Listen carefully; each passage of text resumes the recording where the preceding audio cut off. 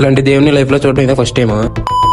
Hello బాబాయ్, welcome back fresh vlog content. Matter ఏంటంటే morning లేసి ఫ్రెష్ అయిపోయి మన ఆఫీస్ కి అయితే రెడీ అయిపోయా. ఈ కాస్ట్యూమ్ ఎలా ఉందో కామెంట్ చేయండి బాబాయ్. ఇంక లేట్ చేయకుండా ఆఫీస్ కి అయితే నేను బయలుదేరిపోయా. అందరూ ఈ మధ్య వీడియోస్ కి కామెడీ లేదంటున్నారు. ఓకే, అర్థమైంది. ఈ రోజు నుంచి ట్రై మై బెస్ట్.